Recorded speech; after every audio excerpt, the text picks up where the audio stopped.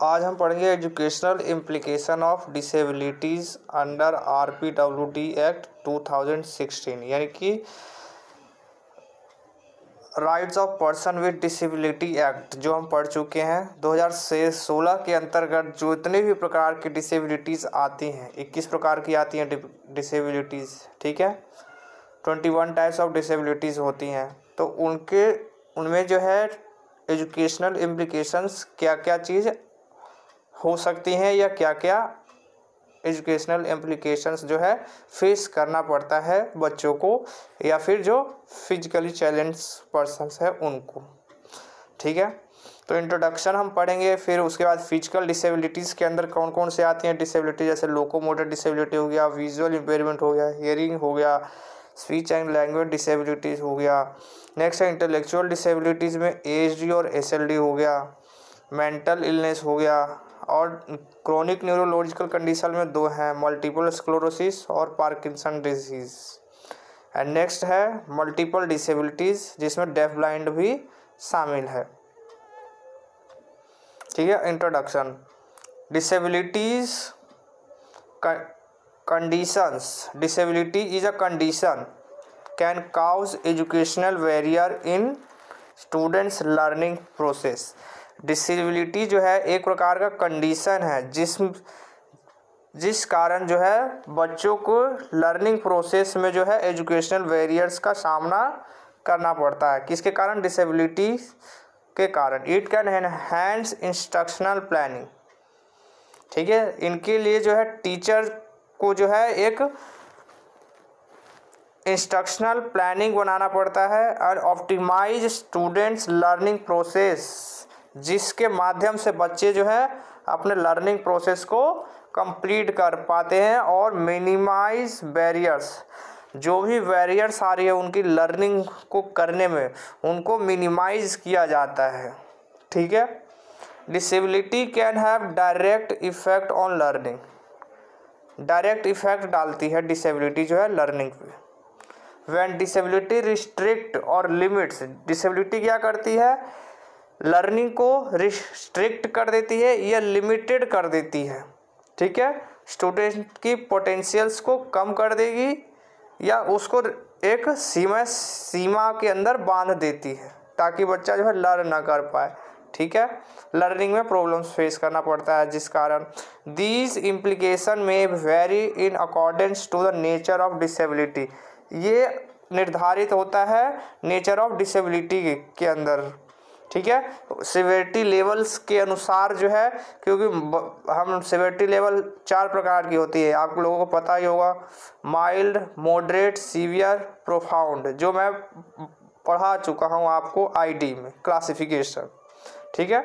Strategy इस अब इन severity levels के अनुसार हम स्ट्रेटजीज और प्रोग्राम, एजुकेशनल प्रोग्राम्स जो है as per the needs of या इम्प्लीकेशन जो है आइडेंटिफाई जो हमने किया है उसके अनुसार से हम स्ट्रेटजी अपना सके, ताकि जिसके माध्यम से हम स्टूडेंट्स को लर्निंग बेस्ट एक लर्निंग एनवायरनमेंट, बेहतरीन एनवायरनमेंट प्रदान कर सके, उसको एक बढ़िया बेहतर लर्निंग स्टाइल्स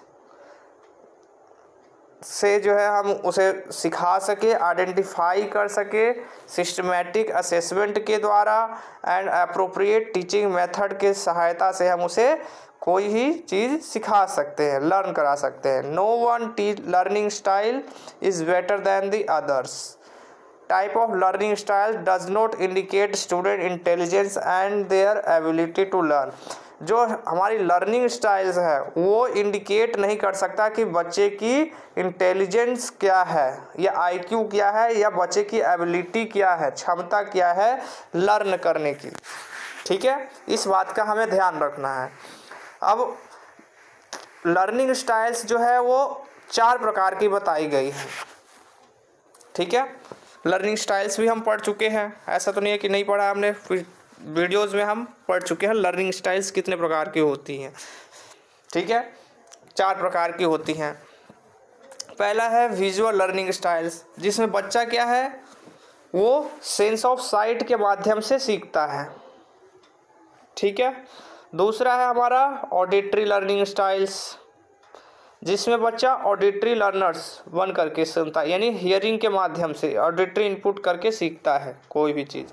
तीसरा है टैक्टाइल या उसे काइनेस्थेटिक लर्नर्स भी कहते हैं, जिसमें वो किसके माध्यम से, टचिंग के माध्यम से, फीलिंग या लर्निंग बाय डूइंग के माध्यम से सीखता है।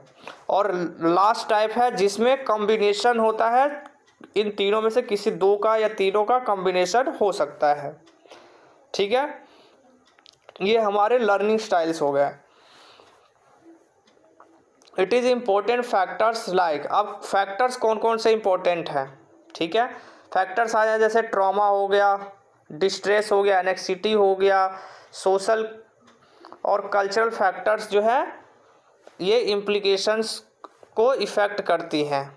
ठीक है, ये इम्प्लीकेशंस जो है इन एरियाज़ में आती हैं, इनके कारण आती हैं, स्टूडेंट लर्निंग पोटेंशियल्स को वीक करती हैं। This is true for both students with and without disability, और ये दोनों के लिए एक समान होती है फैक्टर्स, चाहे वो डिसेबल पर्सन हो या नॉन डिसेबल स्टूडेंट्स हो। ठीक है, दोनों जो है ये सारे जितने भी फैक्टर्स मैंने बताया, ट्रॉमा, डिस्ट्रेस, एनेक्सिटी, सोशल और कल्चरल फैक्टर्स जो है ये सभी को फेस करना पड़ता है ये।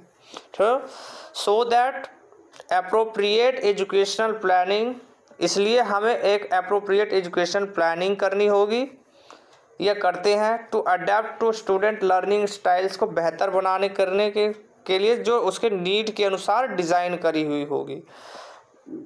अब बच्चे की ऑप्टिमम लर्निंग को बढ़ाने के लिए हम कुछ की कंपोनेंट्स का प्रयोग करते हैं। Educational implications and there impact on student learning ability in context of their disability conditions, यानी अब लर्निंग एबिलिटीज़ को क्या इम्पैक्ट पड़ता है बच्चे का एजुकेशनल इम्प्लीकेशंस में। ठीक है, डिसेबिलिटी होने के कारण, उसके बारे में हम आगे पढ़ेंगे। अब फिजिकल डिसेबिलिटी के बारे में हम सबसे पहले पढ़ते हैं। फिजिकल डिसेबिलिटी में पहला है लोकोमोटर डिसेबिलिटी। ठीक है, पहला है लोकोमोटर डिसेबिलिटी।